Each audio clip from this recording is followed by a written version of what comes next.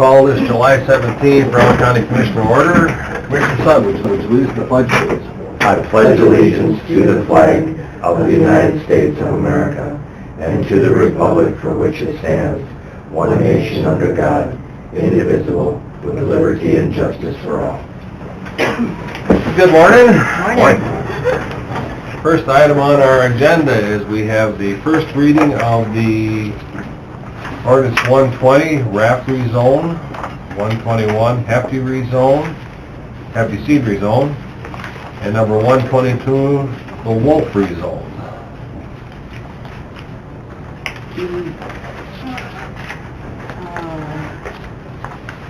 Do you need to do them separate, or can we make one motion? You can have one motion, but I will reflect them separately in the minutes. Okay, I move them for first Second. reading. Moved by Hanson, second by Sutton, have the first reading on ordinance 120, 121, and 122. All in favor? Aye. Opposed? Motion carries. Motion passed next.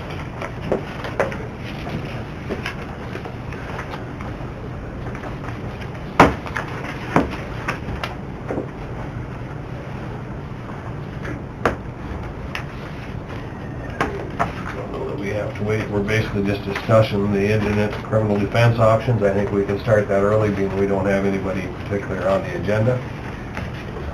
So we are going to be doing that, discussion of indigent criminal defense options. Chris, do you want to add anything to that, or you just want us to, I guess basically what we're looking at is money factor. Our criminal defense has gotten to the point where we need to explore other options, I believe. I guess there's some options we have available. One of the things was looking at that we now have office space. We could look at a public defender's office, being that we have an office space that we purchased that building, which was our big hang-up in the past. We had we didn't have any place to put anybody. Now we would have an option there. Well, I think we should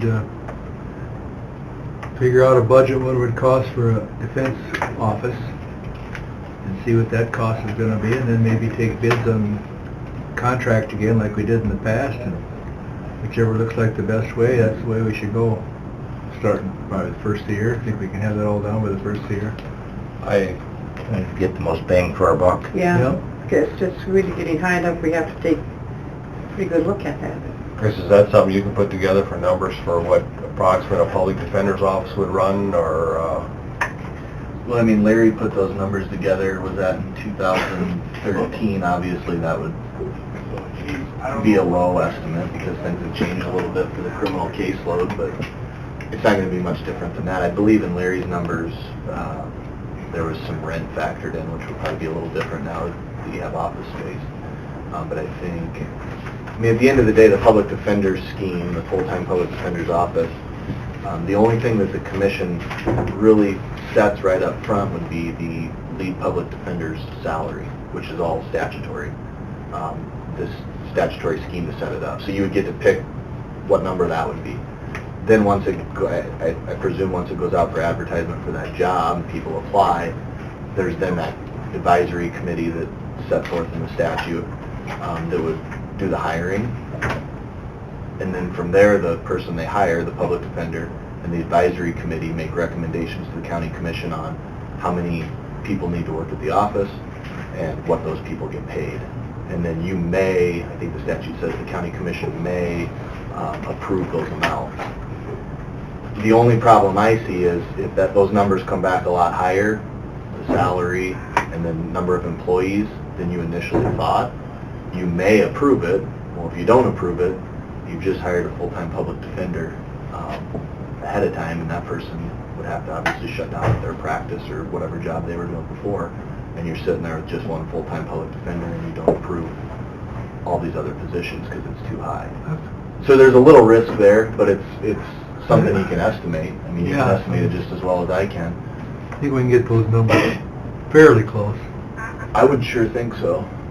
I mean, the way the advisory committee is set up, I think by statute is the chairman would appoint 2 county commissioners, 1 lay person, non-attorney, non-law enforcement, and then the presiding judge appoints the other two positions, and those are practicing attorneys in the community.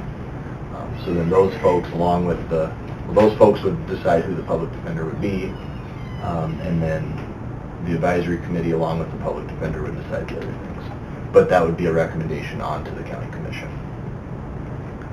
And Larry set all that forth in that memo, right? But that's kind of the gist of it. And how soon if we have to put out offers for a contract again, starting the first of the year? Would we have to get that done fairly soon, or? Well, we're working on budget, so we kind of have to know what we're doing for our 2019 budget. That's the problem we have, is how do you project from 19 when we don't know for sure what we're doing on the project? So I guess that's kind of the... I guess I'd prefer that if they could get the number, so.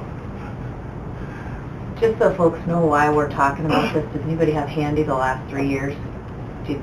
Did you, because we're already over half of where we were supposed to be, isn't it? 730-some thousand. What are the numbers? Just do those folks. I can just tell you off the top of my head while Max is looking for that. So the last time I think that the contract scheme was set up was the full year of 2015.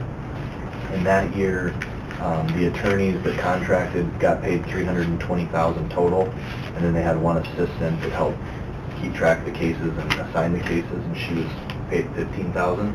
So $335,000 was the budget in 2015. And then I think 16 and 17, we did the list system, and I don't have those numbers in front of me. 2017, UJS put out numbers that showed, I think it was $766,000 was what was spent on 691 appointments, something like that, which worked out to about $1,100 per appointment. And then I think from some numbers that I had seen, it looks like from the last half of last year and the first half of this year, we're projected to go over, well, it was like 800,000 or something like that. What do you got, Max? Pretty much the same. I mean, Okay. yeah. So the numbers continue to go up, and I guess that's the whole reason behind having this conversation, is try to see if we can rein some of those costs in.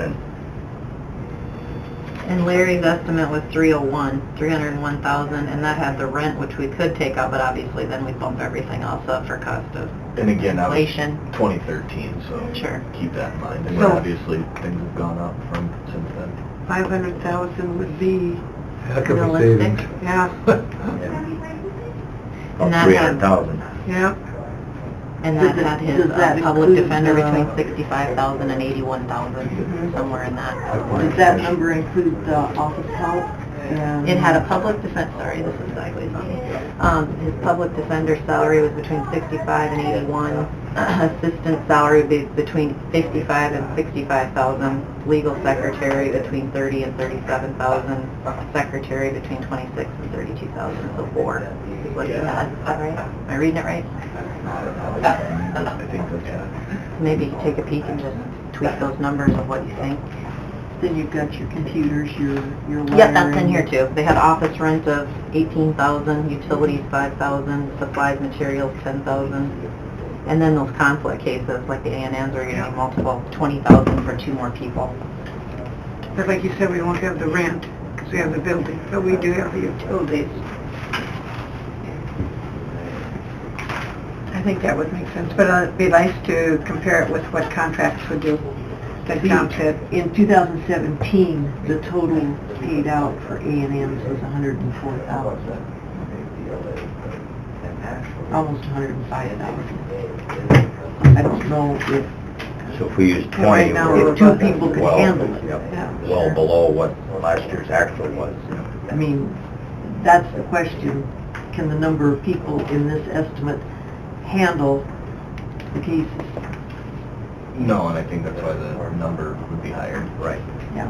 I mean, Chris, correct me if I'm wrong, if it was set up as a public defender's office, and let's say there was 3 attorneys at the office, I suppose 2 of them could handle different parties in the A&N, maybe.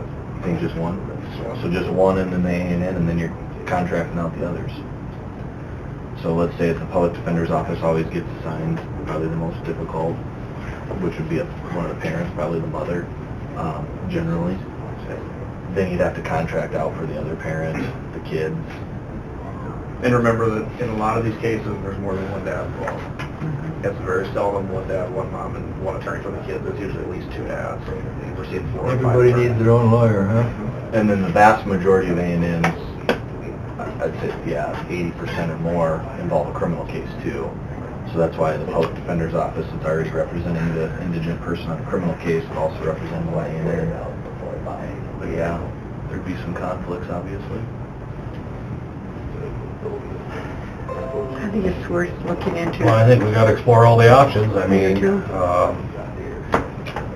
And one other thing to point out quick, if it's a contract, like back when I think there was 6 attorneys, they could all have a different party and there'd be no conflict. Or like co-defendants, we had that robbery case, I think with 7 co-defendants. Everybody could be assigned their own person and it wouldn't be a conflict. If it was the contract setup, they're all at different law firms, presumably. But if you're all in the same one, for example, Sioux Falls has their public defender's office, and then they have their public advocate's office, which gets the conflict cases. I think it's worth exploring. so we explore it. Do we wanna have some kind of a time frame? I mean, because budget, we gotta have the budget done by a certain time, so I mean, we just can't throw it out there and wait 3 months. I mean, it's gotta be something that, I would say by the middle of October, or excuse me, August, Yeah. that would, gives us almost a month to Yeah. kind of look You at the would numbers. have to and- publish the provisional, the 22nd and 29th of August. Well, we're gonna have to budget 800,000 until it happens. You know, we're not gonna get the exact amount anyway. I don't know. We that's save money, we pretty save high. money. Yeah. Is that something we should publish then, or is there a way to publish it within the firms and attorneys in town if we want to have people bring us proposals as well? We've done it in the past. I just We- do it the What we same way did we last time is we sent it out to the entire 5th district and got proposals that way, which we could do again. Okay. Yeah, I had a memo or something the commission signed, it must have been prepared by Max in '08 that kind of laid out the request for proposals. Okay. And we could do something similar to that, I suppose, if you want to get proposals for the contract scheme first to see what comes, how it comes back. And then- well, I think we get that part done, and I think also we put our numbers together for public defender and kind of clarify that a little bit to kind of see if these numbers that were done back then are anywhere close. I think we got to get close there, and I think we also put the word out for a contract and just kind of see where those numbers come in at. I think the 14th of August is Fair Week, so it is the middle of August, and we do need that leeway Yep. in order to get all this done, so how about the 14th of August, have them, any proposals? Can you do that, Carrie? Get it out? Yeah, Chris and I will take a look at the last one and we'll get it updated and get it ready for send out. You don't have enough time to advertise, or what do you? Well, I have to mail the provisional budget to the papers the 16th. Of August. to be published on the 22nd and 29th. What do you usually advertise proposals or bids for, 2 weeks? 2 weeks for a proposal for bid. So if we get it in, can you still get it in yet this week, on the 19th or 26th? We asked for them to be in by the 7th, and that give everyone enough time. We can't, we'd have to publish the 25th and the 1st for the proposals. You could open them the 7th. I think that's about our only option. I think so. We gotta do some comparison, either public defender or contract, whatever it needs. So we have some idea of what, What we're you doing. know, what the contract could look like versus public defender, and then make a decision. Is that an option to do it that way? 25th and 1st? Do we need a motion for this? If you authorize advertising. I'll make the motion that we authorize advertising for offering contracts for public defender, or for Court-appointed. Court-appointed, right. So it'd be published, July 25th and August 1st. You could open them August 7th. And then if you had your public defender numbers, We can compare. It would be published when, Max? Too 25th? 25th and fast. 1st. Can't August, get, 25th of July and 1st you of can't get it August. out. Couldn't we get it out this week sometime? The legal papers for the Groton and Dakota only publish once a week. And they're out, I suppose. It could be published on Wednesday, and it's too late to get a legal in tomorrow. Okay. Well, that should work till the 24th, Yeah. 1st. And it has Have to, we to, might right? have to, we have no choice, but we gotta cut somewhere. And then point of clarification, so any attorney that's in Aberdeen area or is willing to travel here can put in and say, I would like to be part of that and be on the contract, or is it, you have to have a full proposal of a list of attorneys on one? How does that? I think the old setup would be, yes, there was a requirement for a number back then. It was, I think it said a minimum of 2 firms, a maximum of 5. I think you need to decide that. I mean, last time there was, 6 attorneys, Yeah, all all got together. their own different practices. Okay. I think you need probably 4 to 6 would be perfect in my opinion. Chris can correct me if I'm wrong. Yeah, I don't care what the number is, I just know in our conversations, I think you could get 6 to 8 and spread them out, and what difference does it make if it's 6 or 10, frankly? If they're all willing to do it at a contracted rate, what's the difference? That's true, I mean, So, I know, right now, I'm sure I could talk to 8 people and have 8 of us come together and make a proposal, for example. I'm just pulling a number out of the air, right? In So, the, so maybe you just, I don't know how just you set a want. minimum of like 4, and however many people want to get together and do it. I think that's a good idea. yeah, Yeah, that sounds Sounds reasonable to me. yep, me too. Make that part of your motion? Yep, it sure did. So I have a motion to advertise You want to repeat it?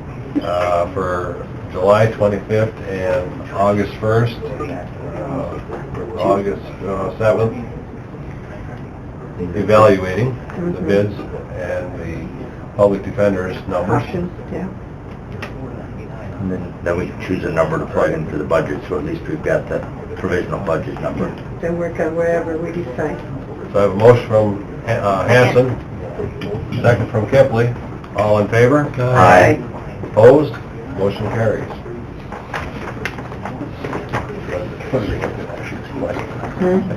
We got that look like something wrong. Can I ask you one question? No. Yeah.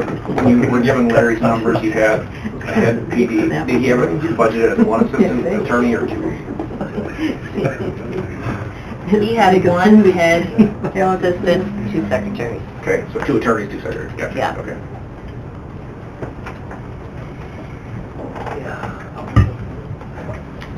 It's 9 o'clock. Next item on our agenda would be Derek Ritchie, Fair Manager. Ticket update, fair contracts, and promo list. Derek? Derek, you're holding them up. Those guys are out of control, Yeah, I know. Meeting of the minds out there, huh? I was just waiting for one to show up. Good thing I was... Promo list, we'll start there.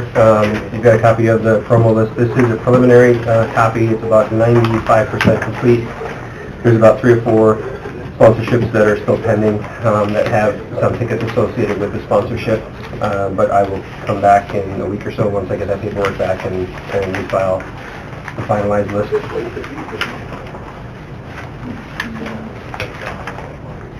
Not too much different from last year. The only difference is we added a couple of new sponsors which had tickets associated with them. Sea Express, we did some trade out for some advertising and book distribution. American News, we did some trade out for 15 Minutes of Fame promotion. Hub City Radio, we did trade out for some advertising contract. And then a couple new sponsors, Harley Davidson. And then Primrose came up a little bit on their sponsorship, so a couple of their increases are new sponsors. And then we've got a couple new rodeo sponsors that will be coming on board too as well. That'll have tickets, but it won't be any different than what we did with the previous sponsors last year.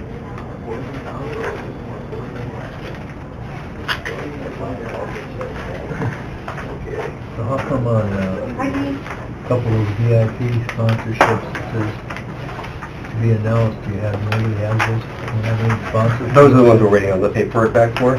I usually don't put them into the list until we have the formal contract signed back. But the proposals are out, we have verbal agreements on them, we're just waiting on the paperwork.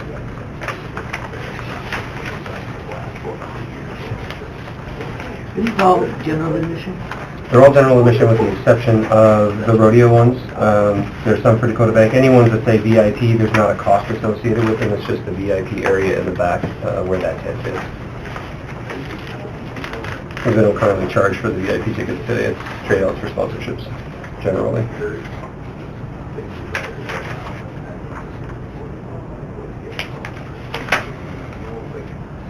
The only exception is going to be on the very last page. For, let's say, Harley, for example, they're just trading out GA tickets for the one night, not for the 3 GAs. But if they're different from the general GA, they're on the very last page under miscellaneous. Same thing with the artist comps, part of their contract. Those are just for the nights that they're there.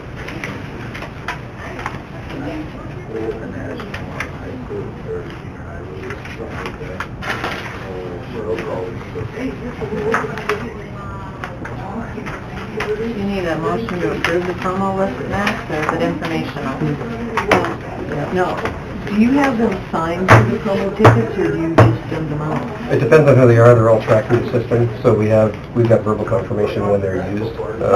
There's a number of them that don't get used, so we also know what that tracking rate is too. Like on the artist comps, they use maybe 20% of what they ask for. On some of the other ones that we give out for, like Kens and Kesslers, those are usually a little bit higher percentage rate because they use them for employees or marketing promotions and things like that. But we can go in and see what the usage rate is on those. Last year it was about 86%. So about 14% when unused, issues with unused.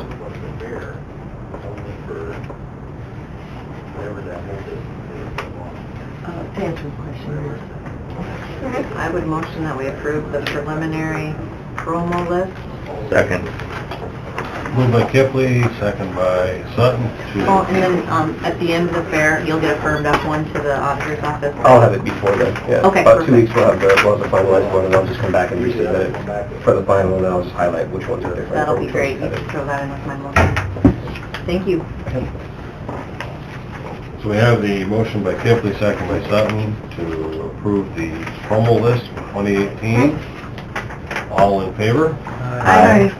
Opposed? Motion carries.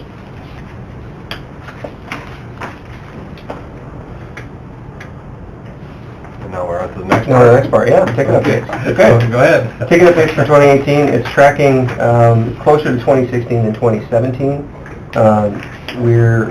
We're a little bit down on the reserve and general admission from same time 2017 to 2018. A couple factors there.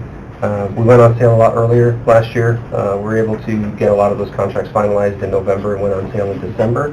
The other aspect is there was less competition in the market.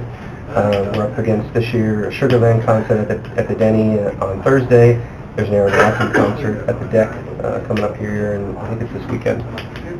So I'm not necessarily overly concerned about the money, because if you look at the bottom, August 1st is always our base indicator. Going back over the last 3 years, we kind of looked and saw where the breakpoints were, and when you get to, if you go any earlier than August 1st or any later than August 1st, those percentages are skewed. I'll do this one here. You know how that is? Okay. August 1st is kind of our break point. We will move anywhere from 24 to 28% before August 1st, regardless of when tickets go on sale. The majority of our revenue is generated close inside approximately 2 to 3 weeks. We'll do almost 3/4 of our revenue, looking back at the last 3 years, within that August 1st through August 20th or 19th, depending upon how the date falls, time frame. So August 1st is going to be really our true indicator. A couple things we can take away from this. The Wednesday night tickets this year, same time, track to track, was about $222. The Friday night rock, which we substituted, is pacing at about 2 times that right now, which is encouraging. The reserved, I'm going to project that reserved will be down a little bit this year because we have a little bit of a younger lineup. and that generally lends itself more to either a balance or a little bit of an older lineup. Last year, Old Dominion and Van Perry were kind of driving that last year. We got lucky with Old Dominion. We kind of hit that, like Taylor Swift, to kind of throw an older reference out. We hit them at that apex where they just hit the apex before we went on sale with them. So I think 17 is going to be a little bit of an anomaly. I think 18 is going to track a little bit more to 16. But we will have a little bit more firm idea once we get through August 1st through the 3rd.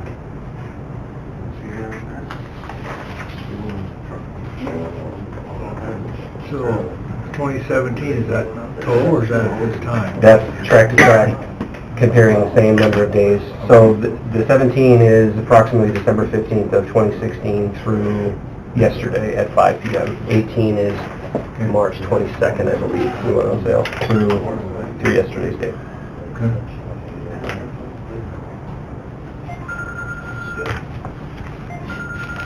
I think it's good to do some promo, let people know those mega passes are done August 1st. Start that I think this week? Last year I had about 5 people say they wish they would have bought those, but they were too late. We're working with the Carnival on their required advertising. It's the same carnival as last year? Yes.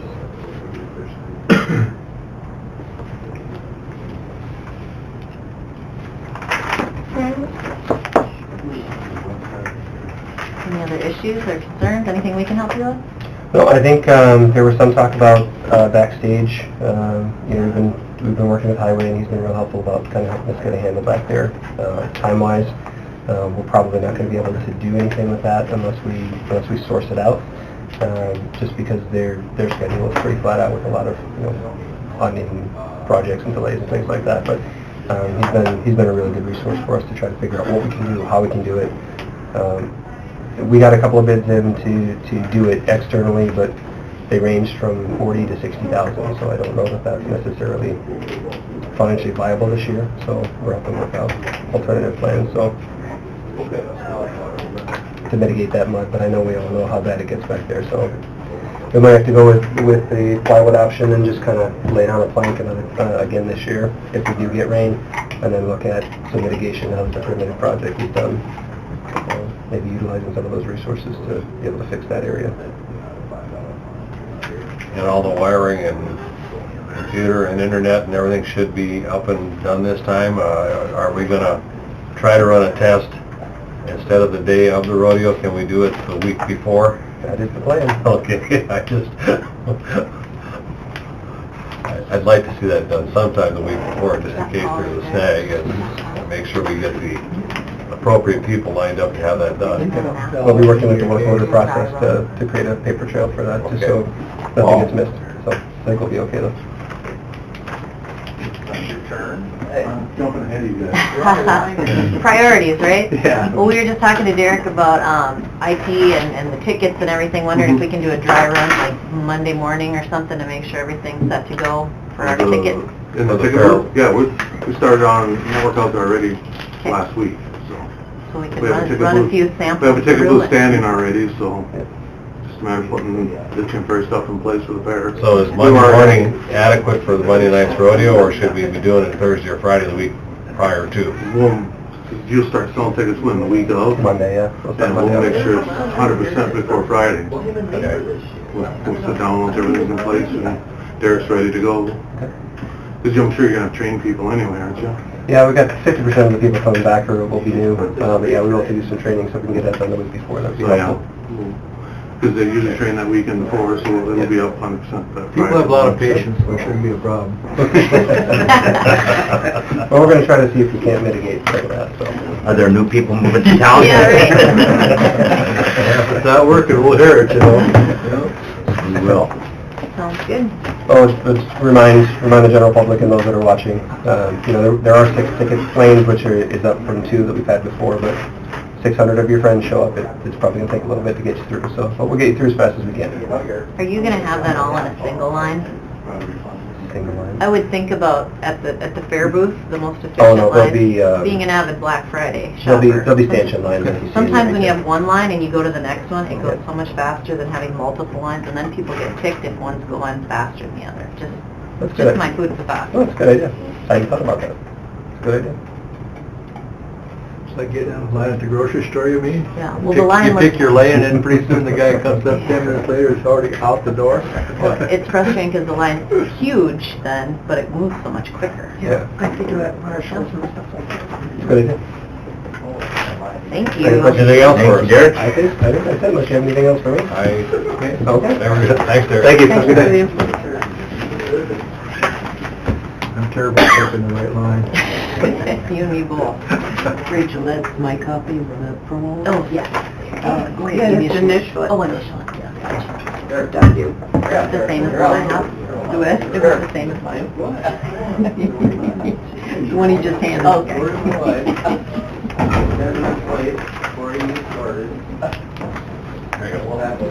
Yeah. Morning. Next item on our agenda, we have Dirk Rogers, Highway Superintendent. We're looking at signing a contract for Road Project 23 and a resolution for PE grant and right-of-way for East River Electric. That sounds right. That sounds like all the stuff I have. Blair, we're only about 7 minutes late for you. Well, I'm gonna get you caught up here. Which one is that? Is that tomorrow? That's tomorrow. Yes, I'm gonna go, and Chuck from LTAP is coming. Okay, so you got, what's his last name? Frommel. F-R-O-M-E-L-T. Gary, He's a whole highway superintendent. Does he want steak or chicken? He wants steak. couldn't talk about it Yeah, what do you coming. want? Chicken. Chicken. Anything else? No. That's the contract for Road 23 project. It's the cold in place down there at Warner. I just need to recommend that the commissioner, the chairman, sign it. Move it. Moved by Hampton, second by Fishback, to approve signing the contract for Road 23 project. All in favor? Aye. Opposed? Motion carries. They'll be down there about a week from now. There's 4 or 5 spots they're gonna do full depth. They'll mill the whole thing down and add some cement. It's in some areas that weren't stable enough to do the rest of the process Does that in. get you to the stop sign? What's that? Does that get you to the Stratford stop sign or not? It'll get to the 16 and 23 intersection. Yep. Yeah, Yep. okay. And then, about 2 weeks after that, they'll come back and do the whole thing again, so. And then where on the west does it start? Right there in Warner? The whole stretch? Yep, right there at the, I think it's actually on the east side of the railroad track, so we're gonna have to mess around with that. I gotta double check that, but it's basically from County 10 all the way over to County 16. The payment bond isn't signed. Is that this one? There's a copy, they pulled that out, so there's not 3 copies of it. Okay, This is the copy, I have the original. If you want the original, I can give you that. I don't need it, but for our copy, I'll need to sign one. Yep. Is there a date when you're gonna start that? or- Well, about a week from now, they're gonna start milling it up on, there's like 4 or 5 spots that are short spots. I think it's right next to the bridges. And then they'll be working on that. I would say by the end of next week, they'll be working on that. That'll take about a week. And then, so say 3 weeks from now, they'll start the whole thing when they go through. And it's only gonna take maybe a week and a half when they actually do it. We good? Yep, That's should be the good road- with that's the road where we had to do the bridge twice, you know? Yeah, yeah, the lightning hit the plant, and I was talking to somebody about that the other day when they tore that bridge out with a hydro hammer. It didn't even crack the bridge, it just punched holes in it. You know, it wasn't even stiff enough to crack the pieces. It was like drywall. That was amazing. The lightning hit the plant and doubled the amount of air void. Basically what happened, it caused it to double the amount of air voids that were in the concrete. I just thought the cement company got caught not putting enough cement in. That wasn't it. No, they got caught not noticing what had happened after the fact. It's weird that all the tests passed. That's why the bridge was free, because all the tests kept passing, even though, That made you really popular down there. I would imagine, kept that road closed another 6 months or whatever it was. Yeah. The next thing I got here is, it's the Bridge Improvement Grant. This is a whole new bridge. We haven't done anything on it, so what this resolution does, it authorizes the DOT to go ahead. We're going to submit our application for a PE grant, which is a preliminary engineering. about $57,000, and we're responsible for 20% of it. It's a 80/20 program. It's just one of the big bridge products, and it's for this bridge right here. It's north and east of Frederick over the Maple, What's your number on that, Dirk? 211. 211, okay. It's about a 90-footer. I would guess it'll be about $1 million. We'll have to see what things are looking like in a couple of years when we apply for the actual big giant grant to replace it, and then we'll see what we're going to put in it for a match at that time. But so that's what this resolution is for. Go ahead and start the process for that. Second. Moved by Fishback, second by Sutton, to approve the resolution for the PE grant for Bridge 211. All in favor? Aye. Opposed? Motion carries. The third item I have is some right-of-way occupancies. These are for East River Electric, and the lines themselves, this whole line, they're kind of relocating a few spots of an existing line and taking parts of that line back out of service. This particular line is, gotta be careful, except where it crosses the county right-of-way, almost always it's on private property. And as far as these permits we're talking about today, the main part of the line is on private property the whole way. It's only, they're gonna have overhang where they're gonna be crossing the county road. So that's what the permit is for, is to have the overhead power hanging perpendicular to our county right-of-way in these locations. So I'll just give you a quick, the first one's a mile south of Warner, right on on County Road 10 there, just a mile south of Warner. They're moving the line over, and it's going to be 30 feet 11 inches hanging over the road, just running perpendicular to it. I don't know, you want to do these separate or all together? We do both separate, yeah. It's the same company and everything. Same Yeah, it's all the same company and the same, Yeah. basically the same project. The first one would be, or the next one then would be, this red line is what they're moving, if you can see it, is they're going to cross Road 23 here, 5 miles east of Warner. And that one's 34 foot 8 inches above the road. So these aren't things that are really in the way. And the third one is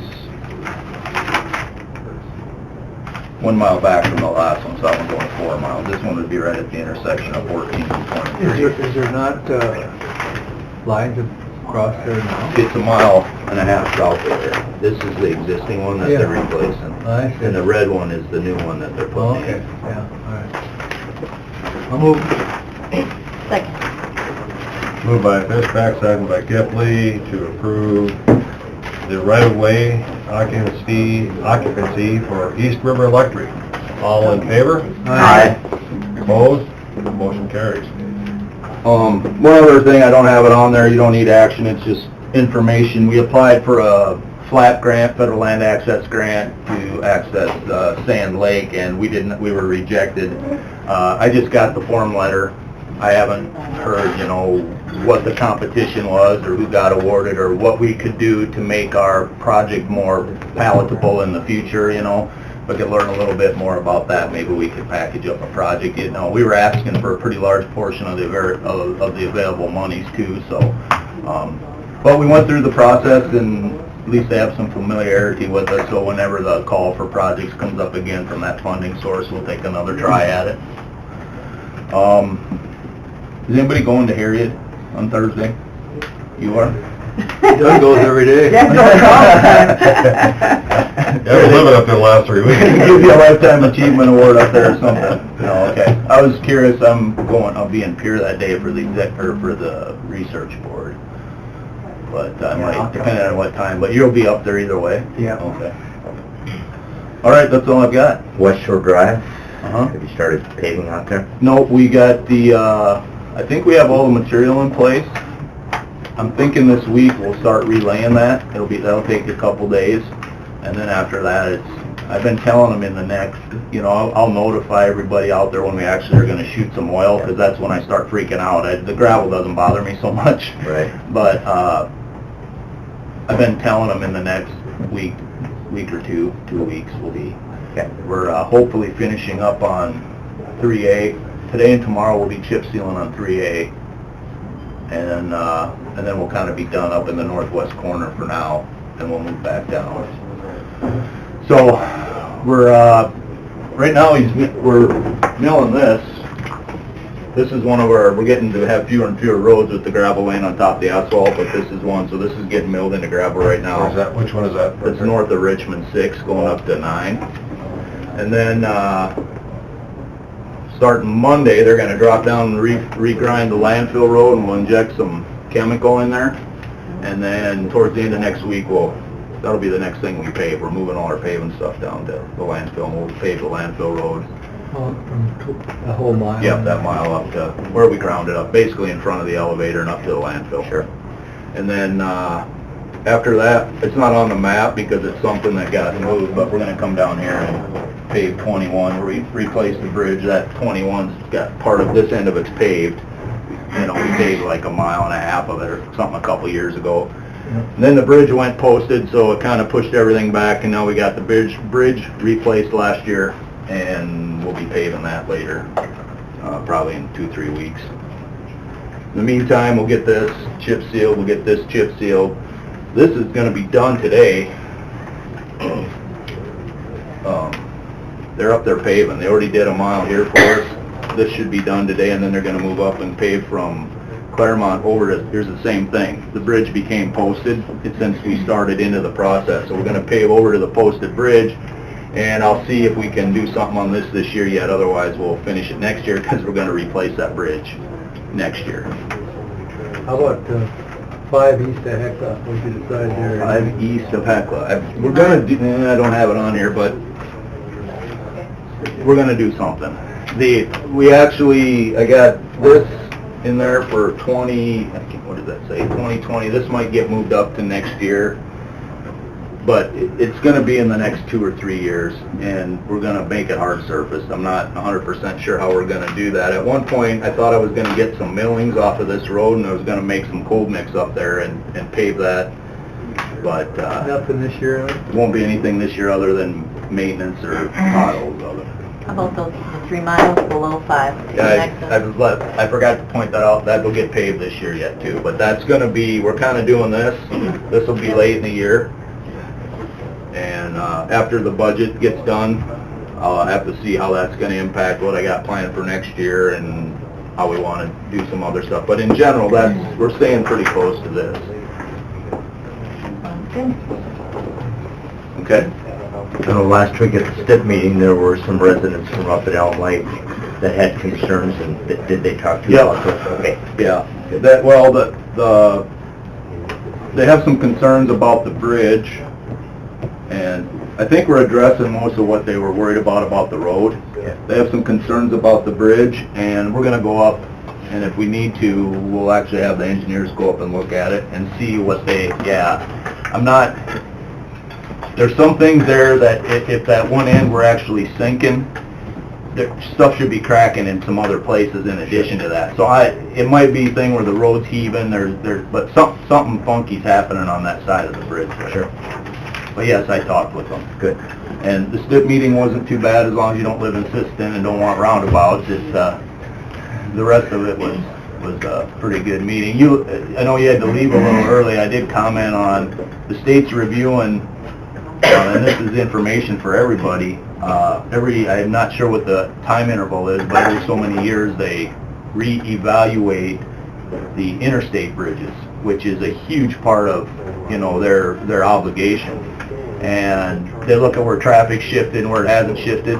And so I was telling them, you guys don't have a lot of opportunity to contract your infrastructure very much, but, we've all driven down the interstate and there's a gravel road coming across with no on and off ramps, and I'm kind of wondering how that pencils out, and so they do an evaluation, and so where some of their bridges are coming up for replacement, they do look at it and go, okay, is this still something that's, your cost to benefit ratio of spending on this interchange, is it still there, or is it something where we should remove it, So they go through that process like every 10 years or 5 years or something, and they're doing that right now. So I was really promote them to really scrutinize their situation, because, we've gone from 168 to 131 structures, and, if they could reduce a few, it would probably work. Now, easy for me to say, those counties with the interstate running through it that need that interchange would probably feel differently about it, but, all right. Thanks, sir. The Hall Bridge is on hold for next year? Yep, it'll be on to next year. It's just, they're not gonna get it processed enough. So my other reaction is always, all right, you guys just approved another PE grant. I say, let's stack up as many grants as we can and maybe, show them that we need to rededicate some manpower somewhere, but all we can do is go through the process and do what we're supposed to do and go from there. I mean, I called and yelled at them, and I don't think that helped. I think that made things worse. Clark or Interstate? Both of them. Everybody. And what happens, and I'm not afraid to say this, because if we sat here and called each of them right now, everybody's doing this. That process has been that way as long as I can remember. They didn't do that, they didn't send this, well, you didn't The get... consultant's hypercritical of the evaluation process, and the folks doing the evaluation process are, they're hypercritical of the So what you're saying, it takes a lot longer to get the bridge approved than to actually build the dang thing. Oh, yeah. Yeah. I mean, there's some of these Holloway bridges we've been doing are 4 weeks, 6 weeks, 8 weeks for 200-foot bridges. It's getting really, really hard to muddle through that federal process. And don't get me wrong, I'm not talking about throwing away good grant money, but holy cow, we call them, we line it up, when we control the whole process, we're in and out, and the bridge is in a month or 6 weeks or 2 months. We're going on, I don't know, how long have I been back? Year 5 of the Hall Bridge, What did somebody say, 28 years now since that bridge? Oh, yeah, it's been posted since like 92, Well, thanks for helping us catch up on the time. Yeah. Thanks, Eric. Yeah. Next item on the agenda. Mike Scott. Next, I'm here. Okay. Morning, Mike. Morning. Morning. Good morning.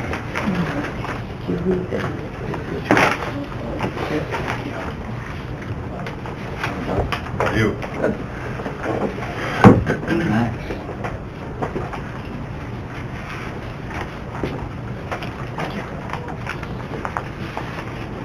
Yep.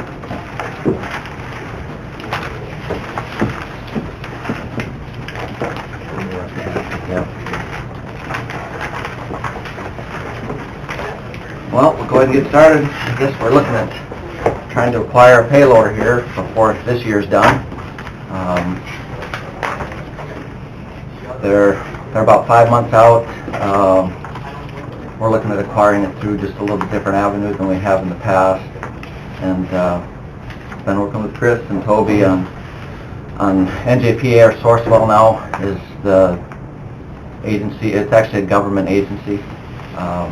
And maybe I can have Toby just tell you a little bit about them, what they are and how they work.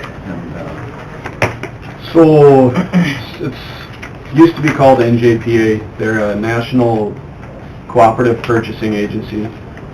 They've just recently been renamed Sourcewell. They're out of Staples, Minnesota. Basically what they do is they take they solicit a bunch of bids or proposals depending on the product. They analyze them, they award contracts. This particular contract is a 4-year contract. And then basically publicize it and advertise it and try to allow all EU municipalities to purchase off of that avenue. What it does is it saves the guys some time and actually a little bit of money too, because there will be thousands of machines sold off of this Sourcewell contract. Volvo actually gives them a bigger discount than I would get on a 1 or 2 machine deal here going through the bid process. So we can save you a little bit of money doing it that direction, and then also it saves a guy like Mike a little bit of time. Instead of going out and advertising for bids, saves you money on the bid process as well. But he really is able to compare apples to apples, all the machines, and gather NJPA quotes from different vendors, myself, Butler Cat, Artio, and then compare those machines apples to apples and prices as well. So that's kind of what we have done here. It's a little bit different sources as far as it's not a competitive bid process that you guys are normally used to, advertising for bids. It is a cooperative purchasing avenue. Can we do this, Max, without taking bids? Or Chris? Honestly, I just saw Toby's email as he sat down. I'd have to look at it. I know Toby and I had talked about it, I just haven't had a chance to look at it. Okay, that's fine. A few references that you can reach out to as well as the City of Sioux Falls just purchased from us. I only know about the people that have purchased through us. City of Sioux Falls, Charles Mix County, and the City of Brandon. I know the City of Sioux Falls had a pretty heavily vetted process to make sure they were crossing all their T's, dotting all their I's, and doing things by the book. So I got a couple contacts that you can reach out to there, Chris, if you'd like. And it may be different than, the statute Toby cites may be different than the 5-18A-22 sub 3. Yeah. Because in that it requires the awarded bid to be only 12 months old. Yep. I'd have to compare the two. I have no idea. Okay. It's worth checking. We can Thank check you. these out. So these from our local guys? Right. Okay. Yep. So they know that's They're all- their best bid right now current. Yep. State auditor, did you check with the state auditor now? No, just been working with Chris and I think we should check it. We sure don't need trouble. well, that's the whole thing, you know, when we come to next year's audit, we don't want to have any... You busy? I won't be here. Well, There's a letter from the state, not that the state letters mean anything, but there is one reference. they go ahead and cite that statute that says the state may also participate in cooperative purchasing agreements, purchasing agents and any other Say state the state pursuing. auditor might keep Chris from having to do the job. The state auditor, I've dealt a lot with him. He is very, he always refers to the local state's attorney. Right. Everybody does. They, Yeah, you can call him and ask him, but he's going to refer to Chris. I've dealt with him on a lot of issues, and I always want to do things by the letter of the law, so I call him and ask him, and he goes, you need to work with your local state's attorney, he's going to be the one interpreting the law. So They don't like- that's where Chris and I sat down and spoke a little bit, and tried to wade ourselves through this, so. So I don't know, maybe today, since it's on the agenda, as long as it all checks out, you can put it. Prove it contingent upon things working. Like I said, it's a fairly simple, easy way to get your line items, what you want on that equipment, and so yeah, if it checks out, I would like to move forward with this purchase, but I would make a motion to accept the TransSource bid of $282,313 contingent upon it meeting the legal muster that the state's attorney will look into. Second. We have a motion from Sutton, a Three bids. second from Fishback to purchase a loader from TransSource for $282,313, providing that statute allows for us to do that. All in favor? Aye. Opposed? Motion carries. Local's gonna come in down. what's that? Local's gonna come in down. These are all local.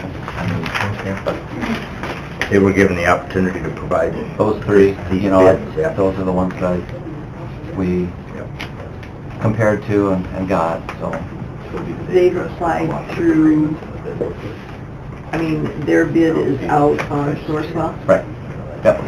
They're all apples to apples, everything is right there.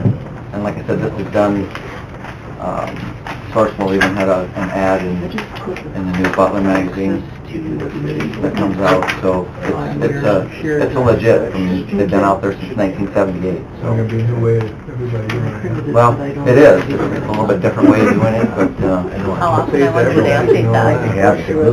it's fairly simple, you can take your shopping cart and get what you need, so.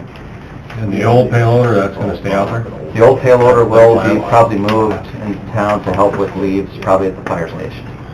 It's got 15,000 hours on it right now, it's served its useful life, but it's got some It's got some grass push left in it. On our farm, that's just getting broke in. This one, it's time, Oh. so. Have a steering wheel or a joystick? Steering wheel. Do you have another loader too? We do. We've got the Volvo that we're gonna rotate that into the cell while we're working with the trash, and then we keep the... Do we need to keep this, or can we sell it? Oh, I guess that's something we'll have to look at. You know, we kept the scraper for a year after we bought the other new loader, so it's just something to transition into if we don't need it. Right now, we're running our other loader from the fairgrounds to the fire station to push up We're not grass. gonna use it, we should So, sell it. right, if we're not gonna use it or put the hours on it, we can get rid of it. The biggest thing we want is a major expense and not have it worth anything. Definitely something we can look at, but like I said, these purchases are 5 months out. Yeah, exactly, you're gonna use it for a while. So, okay, I've got just a couple more things here. Tire bids. Last year we removed multiple tons of tires. This year we've only got maybe 4 or 5 semi-loaded tires to ship, hopefully. But I've got the 2 quotes here. New Deal Tire out of Groton was $149 and Liberty Tire out of Savage was $148.20, the same picked up price as they had last year. I would like to utilize their service again this year to come in and pick up our waste tires that we have generated. Like I said, it won't be over probably $15,000 to $20,000, so. And I've got Need a their- motion, don't you? I've got their Cal, will we accept contract that here. bid from Liberty Tire for $148.20? Second. So a motion by Hanson and a second by Kipley to accept the bid from Liberty Tire to remove the tires from landfill for $148.20 per ton picked up. All in favor? Aye. Opposed? Motion carries. Last item is just a little update on our cell construction project. We're nearing that 70% completion mark. Everything's been on track. No problems. Like I said, they're getting close to the floor now, so we'll probably start putting clay liner down next week. Moving lots of dirt every day. That's Is this erosion in the bottom picture a result of all the heavy rains we've had lately? That's it. Yeah, they haven't had but maybe one rain day, I think, and that was it, so. Looks like you're by the Badlands almost. Yeah, if you're ever out there, I mean, stop in and see it. It's really interesting how it's, how the layers are laid out into the soils, and we'll be going down about another 5 to 10 feet from where this picture was taken. Okay. We're down there about 30 feet right now, 30 to 33. How much black dirt you got there? Topsoil, we take off everything we much can is that? get. About usually There's not much. 6 inches a foot? 6 to 8 inches. That's it. Some places there's a foot. Otherwise, it's mostly clay. We got some sand, some sandy shale. When that black dirt blows away, we're all gonna starve to death. Any good gravel that dirt can use? Sand, that's about all we have, no gravel. So when is the deadline on that completion bid? Oh, I think we're coming up on substantial here, probably in the next month, and they'll be there. They got 4 haul trucks hauling, and a couple of full-type scrapers. Right now, we're working on a somewhat of a berm on the north side where we had a bunch of trees that died out, so we're placing some of that soil there, so it provides us a visual barrier looking into the landfill on that north side. So it's working out real well. Trying to utilize some of that soil on site. They've got to move it and put it someplace anyway, so we're taking advantage of it. Good. All right. Anything else? Anything for you? I guess fair's coming up. Fall cleanup will be here before you know it. And Thanks, Mike. Thank you. you're welcome. Mick. Thanks, Mike. Commissioner Mike.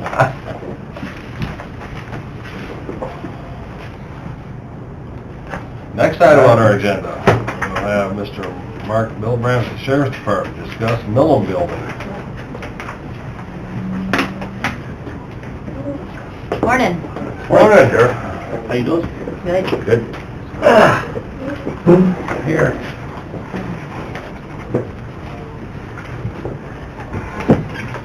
Roll for discussion. You have some thoughts and ideas on the Millen Building per se? Is that what we're... you asked, you wanted me to come over? Yeah. Well, I know, Want to hear? I don't know, I was asking Judy, I can't remember how long ago it was, 5 years ago, we were looking at for work release in JDC, you know, to give us more space up in the jail. And to give you an idea, last month we had to house some female inmates over in Polk County. It's going to be about $6,900 to do that. With JDC, we're seeing that, and Rachel knows this, we got a secure facility, not a non-secure. So if the judge sentenced them to non-secure, then we have to send them somewhere else. Last year we paid a little over $22,000. This year we're about $17,300 in doing that. So I knew the option was a few years back that maybe look at it, if we maybe look at the Millen Building or something, if you guys are interested. Judy here, because she was involved with it. Where do you send the non-secure to? To New Beginning Center. Oh. You know, a year ago, we hadn't used them yet that year, but then they had some openings. Yeah, We talked now about they're- contracting a space there, Yeah. but it's really expensive. Yeah. It is. They went up to like, I think it's $172 or $174 a day. I have to look it up, I think it's $172. And they want that full amount if we want to hold it for our people, even So- if we use it or not. If we would do something like that, we could look at it, give you some ideas about it, and that would be probably 17 more beds we could utilize in the jail, so we probably wouldn't have to farm out anymore, because right now we got like 11 people on work release, which is a high number. And there's 9 beds in JDC and then 8 beds for work release, so that would, if we had something else to put work release in JDC in another spot, then we'd have 17 more spaces up there, for that, so. I know I talked to Doug about 2-3 weeks ago, just to let him know, because we were looking, remember that? I remember just going through and looking at different buildings Yeah. and stuff before. I How thought many, I'd just bring the opportunity. yeah, how many do you think we could put into there for that, for JDCS, you know? That's what we have to look at. I don't, We gotta look at, we gotta, take a lot of remodeling, you know. Well, we already gotta have 100,000 we gotta put into it, so, you know, if we could remodel it all in one, it'd probably be less expensive on a whole than doing it part. well, we can go over and get a measure, and I can, you know, we can figure it out. That shouldn't be an issue we can do it ourselves. Well, remodel aside, would you be able to shift money within your budget to make it budget neutral otherwise, aside from the remodel? What do you mean? Like you're saving how much by not farming people down to Falk or wherever the Well, counties save so much from New Beginnings? Can we shift enough money to make this part not as expensive if we were to redo that? Well, it depends on, you know, how many people we're gonna hold and how non-secure and things like that, because we do get money, you know, for that. When I get some figures on what we, I think last year we brought in around 80,000 for the JDC. By holding other folks, you mean? Right. For like DOC and... Yep. Because that's what I'd be interested Same for the in. jail, I can get those figures too, see. But, yeah, we'd be able to hold more, I know we'd be able to more juveniles. Would that require more staff, Mark, then, if we had to move them over to the Millen Um, Building, if you were doing that? You know, maybe, I don't know, I'll have to look at it to see, you know, maybe it would be handled. Work release, the really only thing, kind of worry about is to make sure the door's locked from the outside, so people can't get in. You don't want there. Work release are people that we trust, that are non-violent crimes, that can be out to work, so if they violate that, then they go back to jail, which we have very few violations. So we can look at that, just get all those numbers for you. And I thought it was an option because we looked at it a few years And back. it seems to me when we were looking at it back in those days, when we Yeah. looked at those buildings, it was pretty well cost effective. In fact, I think a break even a little bit better, but we didn't look at the better. We looked Yeah. at cost. It was worth looking into very much, but we just couldn't find the building. No. Just could not find the building. So would we still have to do all the upgrades we talked about, the lights and everything, or is some of that stuff? We have to put in the fire alarm and all that kind of stuff. We'd have to do the roof. And then would we have get the to, building tuck pointed or however, whatever we're going to do. and then would we have to, make a new kitchen, rec area, all that recreated over there for JDC, or would we just bring the meals over from here, or? We got to, we have to bring the meals over. We probably bring them over, you know, which would be, we've got a unit that holds them so they keep them warm, but there is a kitchen and stuff down there. There is a kitchen so there, yeah. there's The something sinks are we there, can the look stove, at. everything's gone, but when we had talked about this, it was basically like, they could make a hot dish, one of the, you know, big pans, and then somebody would take it over there and they would serve it. They'd have an area that they could serve it and keep stuff warm and that kind of stuff. It'd be interesting to look at the figures, because it'd be much cheaper than building one, and Well, that's what when the option came up, I thought, I know. Guess we need to see the numbers, what everything would cost and how much we would save. I just want to know if you want us to go forward on it, we can, if you don't, that's fine. I think it's worth looking into. Preliminary numbers wouldn't be, Right. What we're farming out already, and how that could Yeah. be. It's just getting more and more, because the juveniles are non-secure with the JDAI, and so that's, something we need to address. So your intent would be to put JDC over there and work release? We'd have to look at it, see, As far as space. there's space in the garage or remodel, it's just something we're gonna have to measure up. We'd still have to keep our JDC where we had the lockdown though, right? No, it'd be locked down and unsecure and You could secure. have both over Have there. it both over there, that's what we're looking Really at. all three. You could have work release possibly, Yep. unsecured and Would secured. that- I just wanted the option to see if that's what you wanted Yeah. to look into. I wonder with the big push nationwide to separate the two, if there wouldn't be some money out there to do the remodel portion if we were I going to think do we that. looked before, I don't know if there was, but we can And there look wasn't again. anything for a while. Because when we were looked at looking doing for- up at JDC, current JDC, to put some walls up there and stuff to It's make not it brick and mortar. non-secure and secure, so the officers could bring It'd be it right worth in. looking into, see. And every time we look at numbers, it gets worse. Yeah, and you might have some contacts in NACO too. Yeah, they did mention there might be some possible federal money, Yeah. but we'll see. Who mentioned that? He just At came the back from NACO. conference. Oh, okay, well, I'll talk to you about it then. Yeah. Okay, All right. all right. Thank you, Mark. All right, Thank Mark. you. Thanks, Mark. Thanks for that, yeah. How are you? Yeah, if we didn't need lights and all that stuff, it'd make it a lot easier, wouldn't it? I know. I just wondered how much we... Next item on our agenda, Paul Severson, IT, payroll update. Morning. Morning. Okay, we've successfully run tests with RAM, so the data we send them, they have no problem importing and that type of thing, so, if we send them incorrect data, they're gonna send incorrect payroll back, of course, but, so we've got that narrowed down. There's a couple things we do need. I've requested this several times, but we need RAM to have the banking information to create the ACH file and print any checks that they need to print. So, So you say print checks. they'll either have to create the check to be printed here, but they have to create the ACH file for the direct deposits, for the paychecks. So, and that has to have the banking information on the format that our bank needs. So that'll be something that would come from the auditor's office and it doesn't need to go through IT. I would rather they go direct to RAM, because we don't need to be involved in any banking information. It's just not part of our function anyway, but that's one thing we need to get done so we can run a side-by-side test and make sure everything's correct. And we've got the report prior to the actual transactions going through. We Yes. know what's gonna Yeah. go. Yep. And The now only if there's rejection- errors, like there has been in the past, would we just correct those on the next payroll, minus or plus?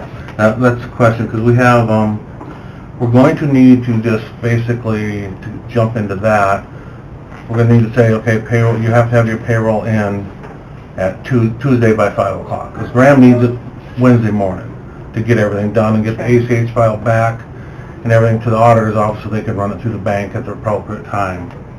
But, we're going from, once the department head signs off on their payroll, saying, here's my payroll for the pay period, then we can't do any corrections on it. No one here is going to look at it. It's an electronic file, it's going to go to RAM, and they're going to create a payroll off of the file we sent. So we need to make sure that when the department head signs off, and that's something you guys are going to have to decide, if there's an error, something was missed, how are we going to handle that? Because RAM, we can't have RAM run a second payroll to correct it, so do we wait 2 weeks, or, that's something you guys will have to decide in policy on how you want to handle that, scenarios of any kind of So errors. department head is the last one to see it before the Whoever- transaction, or it goes whoever to the- auditor? Whoever the designee in the office is that signs off on it in Sundial will be the last one at Brown County until it goes to RAM. So they're the ones that would know what their employees are doing. So when did the auditor's office get the report with what's going on? They'll get it when the Same- payroll's done, same as they do now. Same time that when it I mean, goes... they don't get anything now until payroll's complete. So nothing of that's gonna change? No, It's they'll- just that they'll if get every- someone doesn't have all their payroll correct, If and the somebody- department head signs off, it might be another 2 weeks to either That's, pay yeah, it back or... that would be your guys' policy decision there, on how The to other handle option that. out to that would be is correct the error and have them get a paper check. Right. That'd be about the only other option you'd have. Paper check from the auditor, then they'll have to go through payroll the next time to get the taxes and the benefit stuff out of it, and then they'll have to reimburse for that, if you cut them a check before the next That's something payroll. you'd have to think about. Yeah. So, I mean, and that's policy, that's something you guys need to decide how you want to handle those type of scenarios. But, But you have a lot of in and outs. yeah, I mean, the biggest thing we need, and then, you know, once we're ready to do a side-by-side test, so what we need is the banking information, and then we need a payroll where, like, next payroll is the 28th is the last day, is that right, Gary? August 3rd is our next paycheck. Yeah, the pay period ends on the 28th. So then, what we need is when Tuesday at 5 o'clock, when everyone submitted their payroll, nothing can be changed on it. Because if we send RAM the file and it's doing something here, then we're not gonna get a fair comparison, to make sure we don't have any errors. So we'd have to, on that side-by-side test, commit that we're gonna go this way, and then we'll know if there's anything to correct or not. Right. Right now, everything's going in correct. The only error we had the last time was we had a couple employees that we hadn't sent them an updated employee file, so it rejected those, which fully expected that because they weren't in there. So, but the data's going the right place and they could create payroll. Now, Vicky's gone this week, so it would have to be Monday, we'd have to get her that banking information. And then RAM is moving August 3rd. So, she didn't think there'd be a problem running a test if we want to run it next pay period, but they are moving to their new building the weekend of the 3rd. So she doesn't know when they're going to tear computers down, move them, and set them back up. But obviously, the customers are already doing, they're going to have done in this move. So they're moving out in the building with Clark Engineering out on Milwaukee. Apparently, they just leased this building, and so they're moving into a brand new building, basically. So, other than that, you know, that's where we're at. It's just a matter of banking information and then decide what you guys want to do if there's a error, how you want to handle that. And I guess you can talk about it and decide before, we go to this final test. Do you have any questions, Max, on the banking information or what, I guess my main question is, for audit purposes, who's the second set of eyes looking at this payroll? What do you mean by the second set of eyes?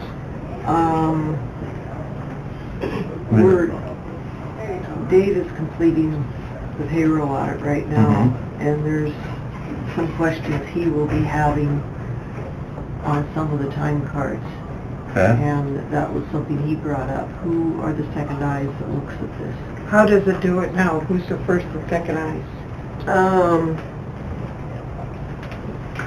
It used to, well, I don't know. Just now. Okay, with the time cards, of course, the department head went through them, and then So that's the the first one? payroll clerk, the payroll clerk verified the hours on each payroll. I don't know if that's being done.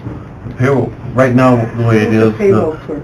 right now Polly's inputting the data. Okay. But she's not verifying anything, she's inputting the data. When you turn in your time sheets, she takes those numbers and puts them into Encode. She's not gonna know if they're accurate. Exactly, And because she who doesn't is work gonna with those know? people. And was that Aaron before?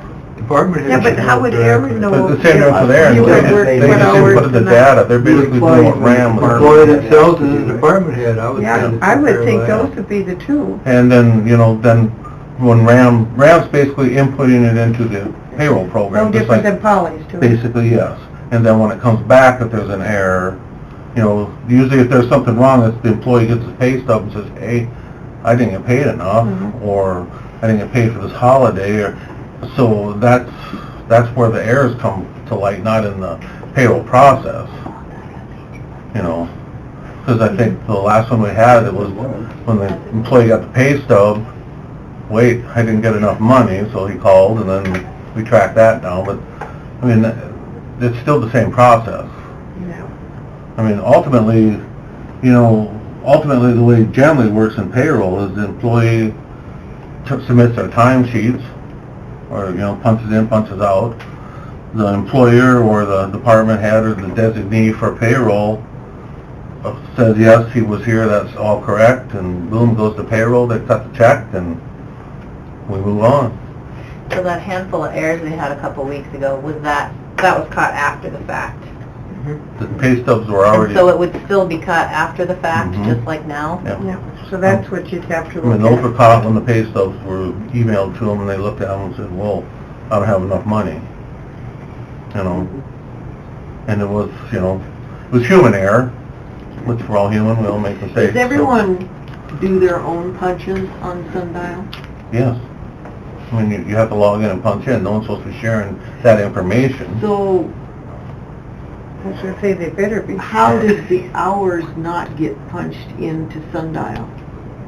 Because deputies are on a different program, because they, basically, a deputy starts from when he gets in his car, wherever he lives, because he's on duty. Or if he's called out in the middle of the night, he's on duty, correct, Mark? He's on duty the minute he hits that car. So they submit theirs into Sundial after the fact. And so that's how that happens. But they personally Yes, they have to input them, correct. into Sundial. No one else does it for them. Nope, they're not supposed to be, no. Not in any payroll punching No. they're supposed to. Employees should be responsible for their hours, is the way I understand policy, correct, Gary? That's correct. So as long as They that's get- happening, they we've had our put two their own hours verification in. points. They put their own hours, and the mistake that was made was he put it in on Sunday, and then when my staff went to do it, she didn't update it.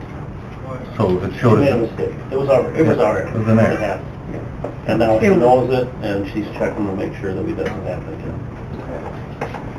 subsequently, the deputy realizes that payroll cuts at midnight on Saturday, Now so he's- now he puts them in before that. Puts it in on Thursday.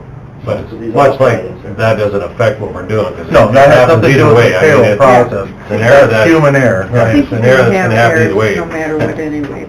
I mean, we're not gonna have perfect payroll, you know, at least not every time. Somewhere there might be a mistake. Somebody forgets to put their vacation. Yeah. Somebody forgets to punch. Yep. It's just You know, different that's just- things. That's just the world we live in, I guess, but, I mean, basically, none of the audit flow or the input flow, none of that's really changing other than no one here is going to input it, RAM is inputting, and that's what you guys had decided to do, and we're ready to go forward with that. So, I guess Gary and I have, when we started this transition, talked to legislative audit, and they didn't have an issue with anything we were doing. I guess, I think we even sent an email today, I think I have the email in my box on his response, so, I don't know, you know, It's just the controls that we have to watch for. controls as far as, Who's entering what, and, you need a flow of who's going to be doing what, who's going to prepare the vouchers, who's going to do, Yeah, I think- you know. I think the HR benefit specialist is doing the Okay. vouchers for the insurance and stuff, just like they're doing now, that hasn't changed. I mean, the only thing that's changing here is Ram's gonna actually be creating the payroll and providing the ACH with and emailing out the pay stubs. And entering it into Encode. We're not using Encode, it'll be an Optima. We can't run two payroll systems. Encode will go for the for the accounting side of it, but not, payroll side won't be used after this. Right. But the accounting side, that's just coming back as this pay is charged to like 171, which is IT. Who's going to enter it into the accounting? Well, it'll come back in a import file, which Encode will automatically import. We're gonna eliminate human entry and all this. Has that been tested yet? No, we have to create payroll first.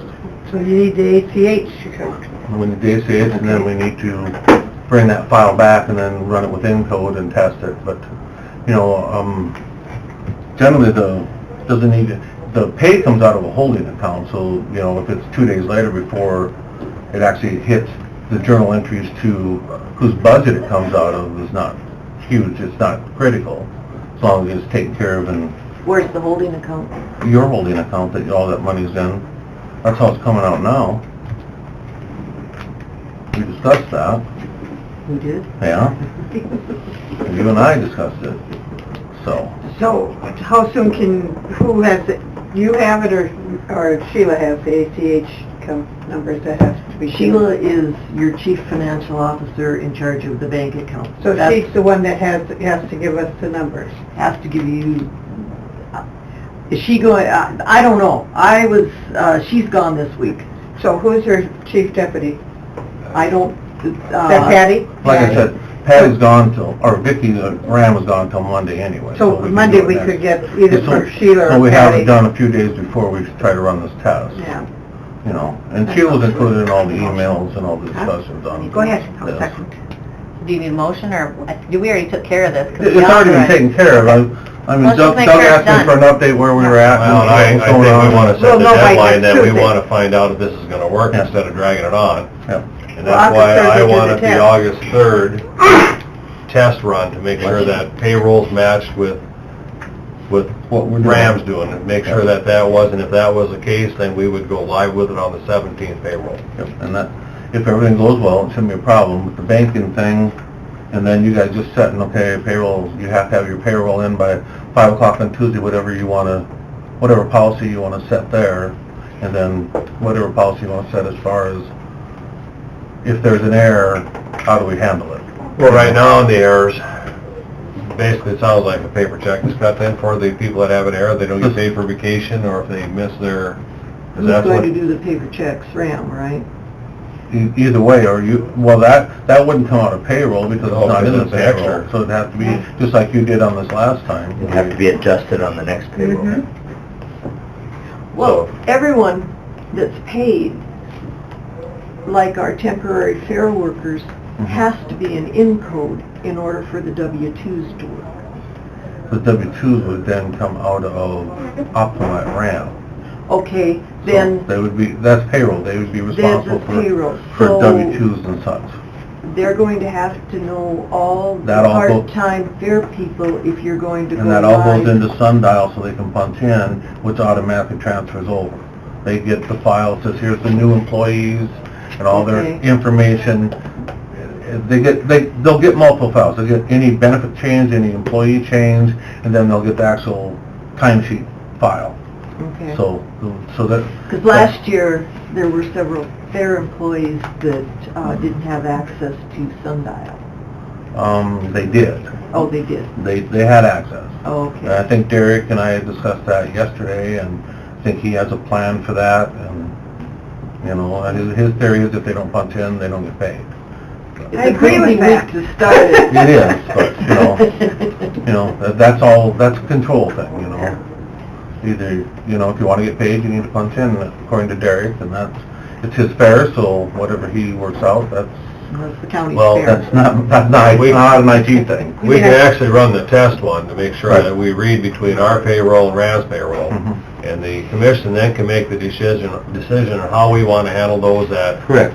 don't do their vacation or forget the time in and all that.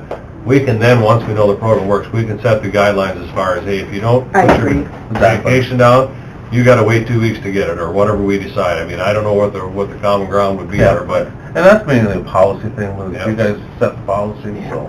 Today, yeah, if it was a day or two, people weren't too stressed about it, but this last one, when you're talking 50-some hours, that's a whole different Yeah. story. That was but a little that tougher to probably is, live on. that's probably an unusual one to have happen like that. It was. You know, and then, once we know this test is done, then we'll sit down with the payroll designees or department heads and go through the process with them and make sure they're 100% know what they have to do to to have everything done on time, you know, and then, so that, you know, we'll train them up so they're, once we're done, we should be done making changes unless there's a big policy change on pay, you know, as far as rates or anything. So we should be in good shape there. Everything's in Sundial now, all the information that needs to be there, and we've tested all those files across RAM. But like I said, do the test. The two things I need are the banking information to RAM. I don't need them, but RAM needs them. And then the cutoff of Tuesday at 5 o'clock, your payroll has to be in, and we can't make any changes till after payroll is generated. So that way we have a side-by-side comparison, no other variables in it. So then Gary's we... going to send an email and reiterate to all the employees, hey, this is the deadline, just a warning. Yeah. Why is it now 5 o'clock on Tuesday? I thought it was 10 o'clock on Monday. No, to get the payroll file done, so RAM needs it by Wednesday morning so they can process payroll, because they're not manual entering, this is all electronic, and then create the ACH and get it back to you, the auditor's office in time, so you can do whatever you do with the bank to get the ACH So run instead up of for- Wednesday noon, we're saying Tuesday at 5. Yeah. Which, you know, the jail's the biggest one, and the details generated Sunday morning, like 7 a.m. So Nate's usually 3/4 done with his payroll on Sundays now. So that's our biggest one. And that's the most employees, seems to be the most moving parts of any of the payrolls around here, so. So then on Monday, we have to get with Sheila.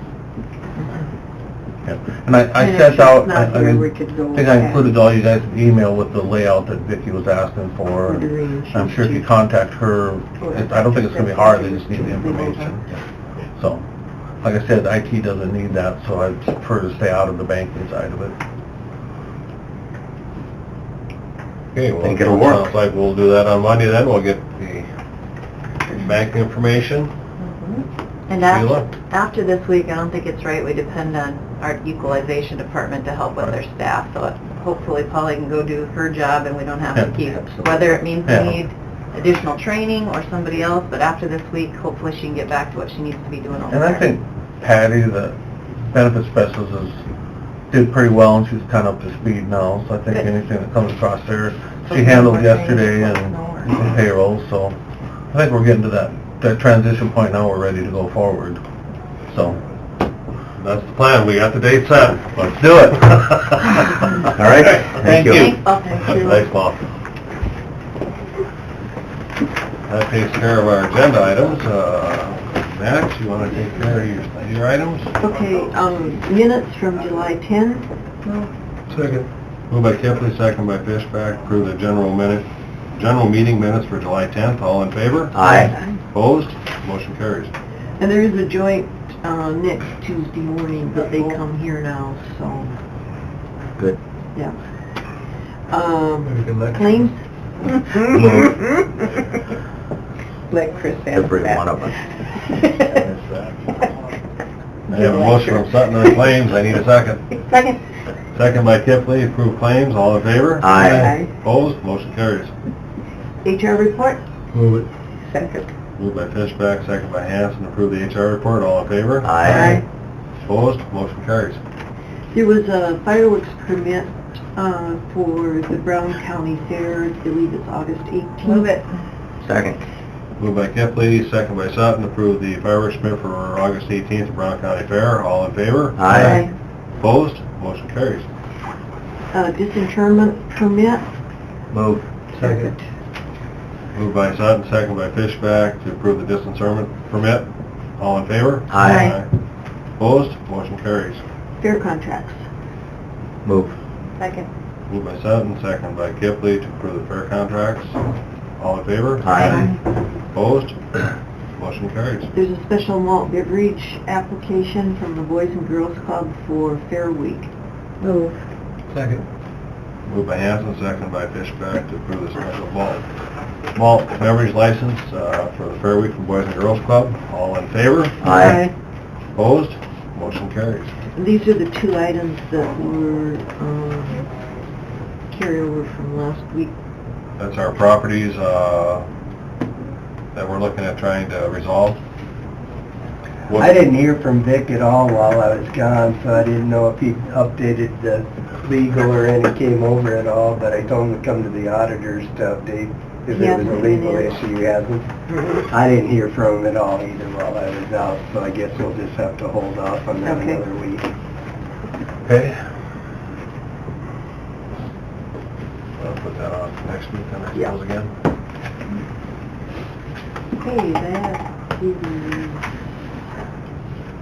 all I have. Oh, yeah, this will be next week, because it wasn't on the agenda.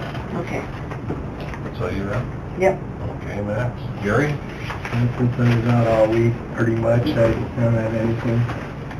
Chris, you anything? I don't have anything unless you have questions. I guess one real quick thing, maybe Nancy's motion for putting out the acceptance of proposals for the criminal defense contract, maybe we make it a little bit more detailed. I was looking at the old request for proposals, and it specifies, I think Nancy said the minimum of, was it 4?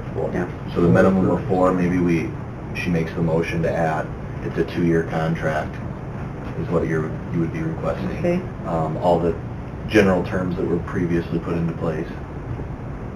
And No maximum on everything. obviously it would start the first of the year.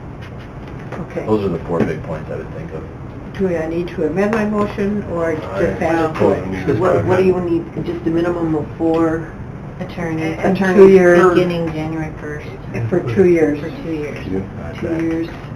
That, With the same general terms as the But yeah, previous yeah. contract. Just so they have an idea of Same general terms. Okay. what they're bidding. What to submit, Okay. yeah. I make motion to amend my original motion to that, Okay. with that. And if I second it, I'll second it. Okay. I think I did it. All in favor to amend Nancy's motion on contract attorneys? All in favor? Aye. Opposed, motion carries. Thank So you. we don't need to talk anymore about the ag assessment thing? You can if you want to, we can go to exec and I can answer questions. I mean, it's pending Okay. litigation, so if you want an update, I can certainly give you one. Is there anything more than what you had in that letter? Probably not, It's yeah. just how I'm gonna respond to the letter. Okay. So we'll wait till we have a little more information on that probably. If you want to hear what my response is gonna be, we can go to executive session. I move we go on exec. Second. Moved by Kathleen, second by Sutton, go into exec, all in favor? Aye. I would Motion request carries. a We are in exec, and there is no action as a result. Anything else to come before the commission? Move to adjourn. Second. Moved by Sutton, second by Kipling to adjourn, all in favor? Aye. Aye. Opposed? We are adjourned.